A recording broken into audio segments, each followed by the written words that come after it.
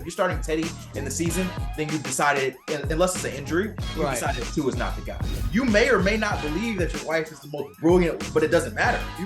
Your wife wants you to defend her like that, and you got to convince her in a way that, a 21-year-old kid who needs to keep a scholarship. Hey, I'm Jeff Skversky. On this episode of Inside the Huddle, presented by Sportskeeda, I catch up with NFL Network reporter Cameron Wolfe. You can catch him on NFL Network and all their shows, from Total Access to Good Morning Football to NFL Now. He's also on their digital platform, writing lots of great articles and insight on NFL.com. He's based in Florida. He does a lot of coverage with the Miami Dolphins. We'll talk about what's going on in Miami with their quarterback and new star receiver in Tyreek Hill. We will also talk about some other teams he covers, including the Jacksonville Jaguars. We'll talk about Trevor Lawrence and Doug Pederson as that era begins with the Jags. And we will reminisce about his time in Denver when he covered Peyton Manning and the Super Bowl champion Denver Broncos when they won Super Bowl 50 over Cam Newton. That and more on this episode of Inside the Huddle. Like this. Like this. Cameron, what's happening? Thanks for joining me. I appreciate it. Jeff, what's going on, man? Great to be with you. I want to talk about your career. I imagine, is it a little different when you're reporting for NFL Network versus ESPN in the sense of you work for the league? So are there times where you find yourself having to maybe toe a line going, all right, at the end of the day, I kind of work for the league. And so are there situations where you do have to go, all right, like I gotta write this in a certain way? Yeah, you always have to be cognizant of who your employers are, right? So like as a reporter, you want to just have your head down, do your job. You want to say, hey, this is the story. I'm going to report it out full out. But like anything, you always have bosses, and they have bosses. And so even when I was at ESPN, you're a Disney property, so you have affiliates with the league and you have different areas there. So I know we had to run through different avenues if I was reporting a story. So now with NFL Network, there's even more, certain things, if they get high enough, they get to the commissioners, they get to owners. And so I think more than anything, you have to check more boxes. I have to be more cognizant on what I'm going to say on TV, what I'm going to write when I write it. And so it's more P's and Q's. But there's not a lot that I look at and say, hey, I can't for sure talk about this. It just is nuanced in the type of language and the steps I have to go about to talk about it. So I'd say that's probably the biggest difference. Yeah. So when you talk about, what happened with Brian Flores and the lawsuit and everything else, does that get tricky? I mean, that's obviously, that's a very, very difficult conversation, a very difficult topic. What's being alleged and everything else. And so does that get tricky in particular, something like that?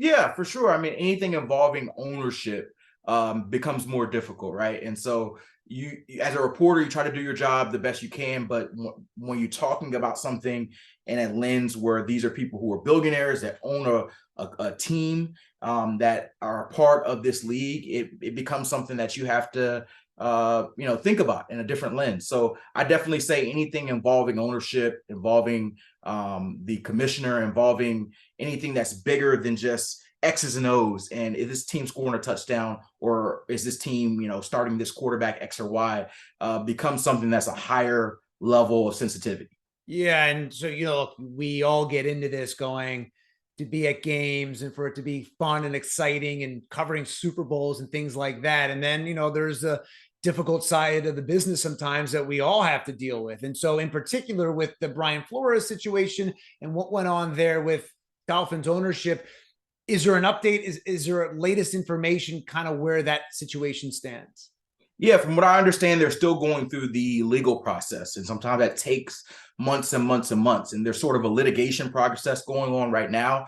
I know that Brian Flores and his team have been discussing the idea of litigation and whether this becomes a public case in front of a public audience, or if it moves into the NFL's private litigation. And so that process is going on right now, from what I understand. So it's not over in any stretch, but there's not a set timetable on when it'll be final. And so this could be something later on in the year, or maybe even to next year before we get some sort of conclusion, from what I understand. Yeah. So today you spent time at Miami Dolphins training camp. You cover them a lot for the NFL Network. You do an amazing job. Has it been fun watching Tua and Tyreek Hill? You know, they've talked a lot about what that chemistry can look like. It takes time sometimes for the quarterback and the star receiver and any of his receivers to get on the same page. But what have you seen so far? I mean, I saw a 65-yard touchdown, and I know it's training camp. I know the guys are in shorts, and a lot of times they're not hitting and not in pads, and it's a different speed. But what have you seen with that connection right there?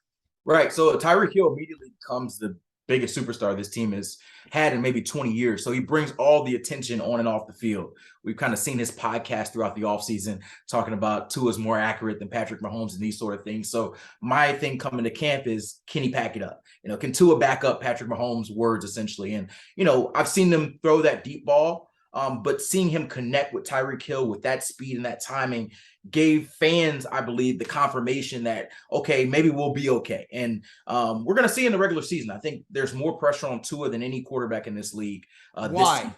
Because of the fact that, one, it's year 3 for him.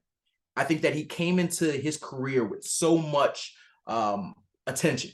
He's the guy who saved the national championship for Alabama. He's this left-handed quarterback. He's coming off this injury that was career-threatening, and now he's arrived. And he's coming from a program in Alabama that hasn't historically had a lot of quarterbacks. So is he going to be the guy? And so he's drafted 5th overall over Justin Herbert. And their careers are always going to be fully aligned. And so I think that him starting off his career a little bit up and down, Ryan Fitzpatrick coming in, replacing him a couple times. Last season, they had kind of an offense that wasn't aesthetically pleasing, a lot of RPOs, and they missed the playoffs 2 years in a row. And so because of that, you have a quarterback who the biggest question mark on him is, can he throw the ball consistently down the field? You bring in a receiver whose best skill set is getting down the field and catching the deep ball. How does this clash? The talent for the Dolphins looks like they're ready to be a playoff team, but is the quarterback ready? That's the question here. All right. So is the quarterback ready? I can't have a definitive answer, to be honest with you. I do know that I want to see, and I think he deserved this 3rd year to see. There was a lot of talk this offseason on, you know, whether it be Deshaun Watson, whether it be, you know, Jimmy Garoppolo, whether it be drafting a quarterback. Everybody was talking about, is it time to replace Tua? I didn't think they should replace Tua this year. I think that hopefully we know by the end of the season that answer. Is he the quarterback or not? But I don't know for sure right now. You know, everyone kind of takes it and just makes these flipping comments that Exactly. about quarterbacks and receivers and tandems and teams. And I always think about, if you take a step back, it's so hard. Imagine your career being decided by a split-second decision with 5 300-pound men trying to rip your face off from behind. And so I think about that and I go, it's amazing any of them succeed. I mean, you covered Peyton Manning in Denver and that Super Bowl. I'm amazed that any of them succeed because it's so hard. And then you throw in a situation where maybe you don't have the team around you, and maybe there's a different head coach like there is in Miami right now. And it's so hard. And to make these judgment calls, especially when you're dealing with an injury and you're dealing with in training camp and it's early, it's hard. And it's so fluid because it's easy when you have a Patrick Mahomes. If you have Patrick Mahomes, there's no question you're going to pay him whatever you're worth. You're done. But if you have a quarterback that's not a clear top 10 quarterback, how do you go on that nuance? I mean, you're in Philadelphia. You guys have went with that with Carson Wentz, where after year 2 or 3, you're probably saying, oh, this guy's going to be our franchise quarterback for 10 or 15 years. The Eagles clearly thought it. They paid him. And then 3 years later, it looks like a disaster, right? And so teams are always trying to figure out, is this our guy for sure or not? And they're doing the same thing with Tua. Can he clearly make that the answer you asked a few minutes ago very clear? Is he the guy? It's got to be a definitive yes, or else you go through this cycle where he's good enough to keep the job, but not good enough to get you a title. Yeah, and that's kind of the problem that all these NFL teams face, where they get rid of GMs and coaches and quarterbacks so quickly. Sometimes I go, it takes time for these guys to develop. And look, sometimes you catch lightning in a bottle, and year 1, year 2, a quarterback coach, they click, they win a Super Bowl or they go far, and then maybe they have to take a step backwards. And I just always go, it's so hard. And we think about the Bradys and the Mannings and those guys, but I just see how it's so hard. And so do the Dolphins have a contingency plan if things go south in South Beach with Tua? Well, first things first, they want to see if Tua's the guy this year. They signed Teddy Bridgewater. So if things get really hectic this year, Teddy's there as a guy who's played and started games in the league to go to it. But to me, that's a worst case scenario. If you're starting Teddy in the season, then you've decided, unless it's an injury, you've decided that Tua is not the guy. The one thing, if we look to 2023, they do have 2 first-round picks. They were able to get a second first-round pick this year when they, or a year ago when they made the trade down with San Francisco. When San Francisco traded up for Trey Lance, they gave them first-round picks in consecutive seasons. So next year, they have their own first-round pick, and they also have San Francisco's first-round pick. And so if it comes to the point where Tua is no doubt not the answer, they have that ammo to go get a quarterback, or they could be a player in the trade in the free agency market. Yeah, and we saw what Tyreek Hill said this offseason on those podcasts, the chemistry's next level and things like that. Do you think that's just talk because he's a showman? And so do you think it's just talk, or do you think he really believes that? Well, Jeff, I think it's, you're defending your quarterback. It's kind of like your wife, right? You defend your wife no matter what. Now Tua is his wife. I wish he defended me. I wish he defended me all the time. Exactly. So you may or may not believe that your wife is the most brilliant, but it doesn't matter. Your wife wants you to defend her like that, and you got to convince her. I look at that as this situation for Tyreek and Tua. I think one thing he said that was really transparent to us initially when we got out here, he was like, he actually throws the football a lot better than I thought. And so he came in with the mindset probably that a lot of people in the public thought of, this guy can't throw the ball down the field. He can't and he was pleasantly surprised. And so I do think that his expectations coming in have been raised from what he's seen in practice. Now, I don't truly believe that he thinks that Patrick Mahomes and Tua are like this. If you ask, I don't think there's a realistic part of his body that thinks that, but I do think that he believes that he can win and be as good as he was in Kansas City with Tua.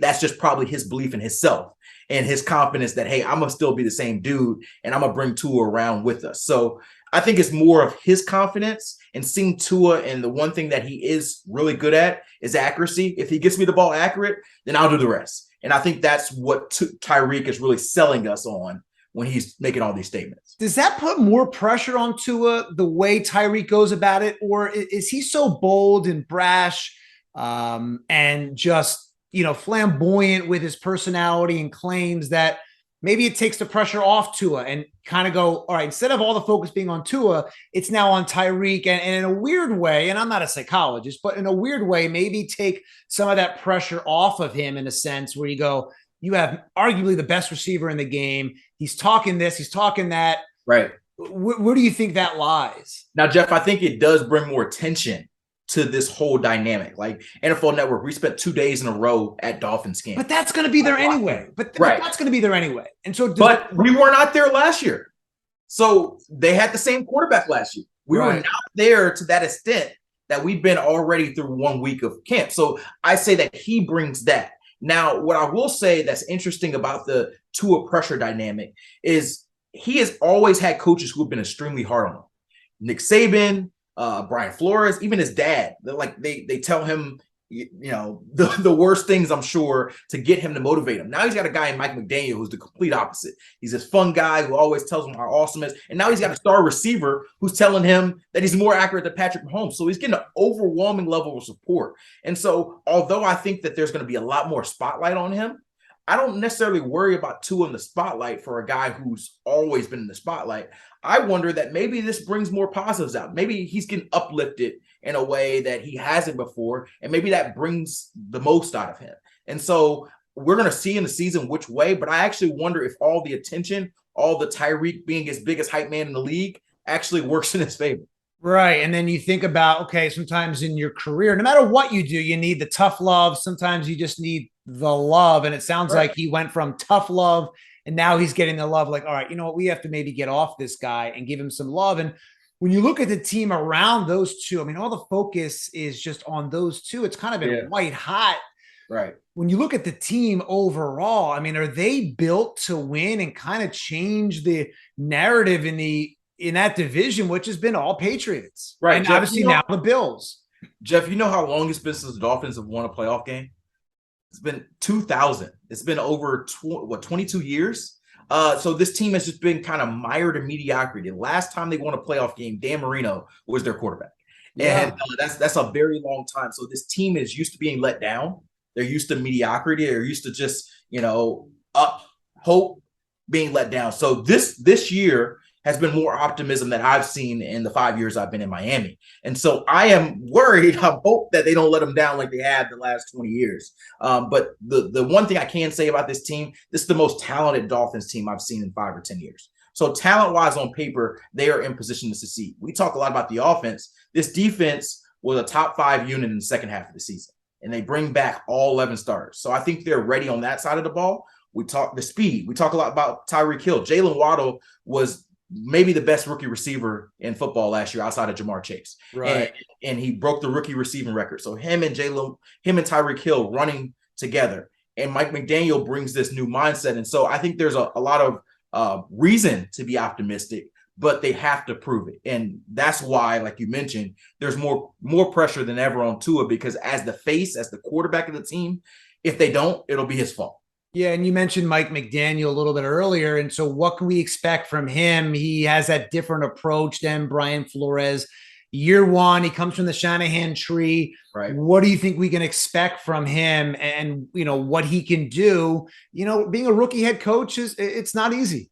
Right. Everybody looks at the Shanahan and sort of the McVay tree, and they say, okay, I can just get the next guy. I can get the next Shanahan. But I think what's interesting about Mike, and not saying the other guys aren't, but he truly seems like a completely different guy. Like, I know Kyle Shanahan a little bit and Mike McDaniel a little bit. Those guys' personalities are completely different. Mike McDaniel is wearing Yeezys. He's joking with players. He's talking about hanging at their house. Kyle Shanahan is a younger dude, but he's a little bit more narrow in how he runs things. And so talking with players on the team, my big question was, how is he going to handle adversity?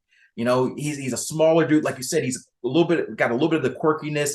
If you lose 3 games in a row, if Tyreek is mad on the sideline because Tua underthrows him, it slams the keyboard. How do you respond? These are realistic things that could happen this year. And the players tell me, hey, we've seen him in certain episodes of adversity already this offseason, and he is truly himself. He doesn't pretend to all of a sudden become this macho, yell at you guy. And we listen to him and respect him because of that. And so they feel like he's going to be truly him, and he connects with players on an individual level. Like, I've seen him walk around in practice. If a guy has a rough practice, he'll talk to him individually in a way that you don't always see head coaches do that. And so I am eager to see those moments in live action. I don't want to root for this team to lose, but I want to see the 2-3 game losing streak. I want to see Tyreek have a little bit of a fit on the sideline, because that's when we're going to learn, like, everything's sugary right now. He's the cool kid on the block, but you learn who a coach truly is once they deal with some crap. Yeah, and look, Nick Sirianni in his first year, coming from the Colts and then becoming the Eagles head coach, he faced that last year and finds a way to dig them out of it. He stays consistent with his messaging, and he's starting to get ridiculed for different things that were very silly on the outside and things like that with rock, paper, scissors. Yeah, and so look, those are easy things to kind of goof on, but he's just being himself, and his job is not to win the media over, it's to win his team and the players over. And when things are ugly, can he dig them out of it and stay the same and go, just buy in?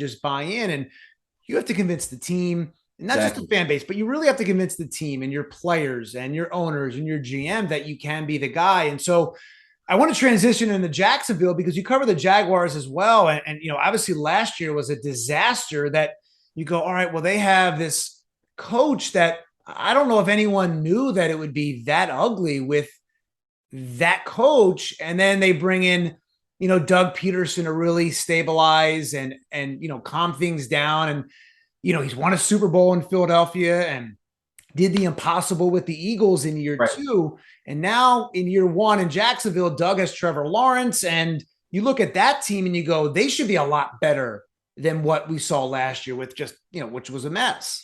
Yeah, Jeff, I spent 3 days up in Jacksonville to start training camp.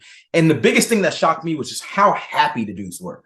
Like, I've been around the NFL a while, and guys are typically not happy to start training camp. You get some guys who are a little sluggish. You had a summer off. You're getting back to the grind of things. Dudes were like downright giggly, guys are talking to me, just asking me different questions about my job. And so I talked to guys about Urban, the difference between Urban and Doug, and they were not sugarcoating it. They talked about just how different of a culture it was. Josh Allen talked about how it's actually a professional locker room now. Doug Pederson talks to us like we're grown men. It wasn't like that last year. And just kind of hearing some shots that they're just taking at Urban. And I've been around the league. Usually guys sugarcoat it a little bit compared to how they truly feel. No, not in Jacksonville. They are unleashing. And to me, I don't know if they automatically become this from bad to good, but I do think just the presence of uplifted off of them of Urban should help them be a better team. Now, Doug Peterson's got a bigger job in getting Trevor Lawrence to look like the quarterback he did in Clemson, but I think from a positivity standpoint, Doug is a complete opposite of Urban. He's not going to – I don't think he's going to kick any kickers. Let's just say that. I think that – and I talked to Trevor when he was down there, and he just talked about picking Doug's brain from a quarterback mindset. A guy, it's been 20 years, but Doug did play quarterback, and so he's like, hey, I asked Doug what he sees, like what he would see as a quarterback's mindset on this particular play. Right. And that helps me translate on what my vision is. And so I see them kind of laughing and making jokes in practice. I think that they're getting better on a talent level. They've been so bad so many years, so many top picks. Eventually that talent rises up and you realize right. Some dudes here. Right. You pick top 3 enough, you start having some talent. So I don't think they're a playoff team this year, but I do think they're better than the 2-3 win team they've been the last few years. Yeah, Doug is such a player's coach. He's likable. And Trevor Lawrence picking his brain. I mean, Doug, most of his career had a front row seat watching Brett Favre play. And, right. Doug, he had a cup of coffee with some starting jobs and some opportunities with the Eagles and things like that. But, you saw what Doug did. He took a disastrous Chip Kelly team in really year 2 and won a Super Bowl. And look, I mean, when you take a step back, they had probably no business beating Tom Brady in the Super Bowl and doing it so with a backup quarterback. And maybe they got lucky or just right time, right place. But I mean, you see what Doug can do. And you go back to Urban, and I just go, and maybe it's the college coach that can't make the transition. Maybe it's that classic case of, we've seen it with Chip Kelly, we've seen it with Saban. There's countless coaches that have had a tough time. Does Urban Meyer, is there any way he gets another shot in the NFL? Or do you even want it? I can't imagine. Like hearing some of the things players have said, even some of the things like that haven't been revealed publicly. I can tell just like there's more. Like even through all that we heard, just like I can tell there's just more that they have felt. And so I can't imagine that another team, definitely not an NFL. And I can't imagine a major college football team giving him that job. Like he doesn't need it, but it just doesn't make sense. A guy who got so much negativity for how he treated players to have him running a franchise again. Now, that being said, I've been shocked before. And name value gets you a lot, especially in recruiting. So, maybe a Division II program gives him the Art Briles treatment and tries to rehabilitate his image somewhere. But I'd imagine that Urban's rest of his career ends up on TV or right. on some beach somewhere if he just really wants to call it quits. Right. It is weird though when you think about it. I mean, he's a great college head coach, and maybe it's just you have to treat the athletes different. And there's just you're I don't want to say this so loosely, but you're almost in college. You can be that dictator. Where in the NFL, you have professionals that are making money. And I know things have changed with college players earning income now, but I mean, I guess it just is different. And by the way, sometimes it's lightning in a bottle, and maybe, things at Florida, things at Ohio State, they just worked out. And, we saw Nick Saban, you cover the Dolphins. You saw what Nick Saban was. Exactly. It was a disaster. And I think that's probably a big part of it, to be honest. Like Urban was even transparent when he was here about how the losing impacted him. Right. And so if you're so used to winning, if you're so used to doing it your way, and as we see kind of with Bill Belichick running for a while, if you win, people forgive like maybe how you go about running things. Right. If you lose, that's when it's like, oh, no, this cannot work. And so he probably had some of these elements at Ohio State, at Florida, at Bowling Green, but they won. And so the players say, OK, well, this is how we have to win. This is what we need to put up with to win. And so you come to a franchise in Jacksonville where you don't win. And it probably gets worse as you lose more and more. You start taking it personally. You start taking it out of the players. And these dudes, they got a wife and kids at home. They get paychecks. They're not going to take your crap in a way that, a 21-year-old kid who needs to keep a scholarship may take your crap. And so I think all of that has perspective, and winning hides a lot of flaws, and it hides really a lot of flaws in people, to be honest. Yeah. And so I want to talk about early in your career. Last thing for you. You cover the Denver Broncos. Yeah. They win Super Bowl 50. Peyton Manning beats the MVP that year, Cam Newton. They destroy Carolina. Yeah. Specifically with Peyton Manning, you Right. see these great legendary quarterbacks and you just think they're just freak of nature athletes. Mm-hmm. But when you watched up close the work ethic, do you see why maybe certain guys succeed and are legends and star players versus other guys that have the talent that aren't? Does it come down to work ethic when you look at a guy like Peyton Manning and maybe another guy you've covered? Absolutely. I think mental preparation to the level that Peyton had it. Like Peyton, it was a Peyton offense wherever he went. In Indianapolis and Denver, he redefined it. So there were offensive coordinators in theory there, but Peyton was the guy. Peyton ran the whole offense. If Peyton told a guy he had to do a certain thing, he would do it. I literally saw Peyton make sure players either did or did not play based on how they ran the scheme. If you messed up a play 2 times in a row, you were not in practice the rest of the day. Peyton would say, go. And that was just the way it worked. It wasn't, the coach wasn't going to be like, nah, get back out here, 15. No, Peyton told you to go. You're done. You try again tomorrow. Today was not your day. And so I remember my last year there, or my first year. It was my first year there covering the league, that Peyton's last year. And it was interesting because it was actually his worst year physically. He got hurt that year. He had the neck thing, right? He had that deal. His arm wasn't as strong as it used to be. It used to take him 2 or 3 seconds to get the ball out on the out. Like, it was rough. The run game and the defense really carried that team. But I still remember the game that he came off the bench and replaced Brock Osweiler. It was against the Chargers. I was at that game. They were down. They needed to win the game to get home field advantage. And so he came off the bench. He played the game. Not only did the crowd erupt, the team made a complete 180. The reason why Brock got hurt was a C.J. Anderson fumble. Guess what C.J. Anderson did the rest of that half? He became, Terrell Davis of a player. And so sometimes it's just the aura. Sometimes it's less the player. It's the respect. It's the command. It's what they do. And he had that aura more than any player I've ever covered. And so I still remember, like, a brief other story that year.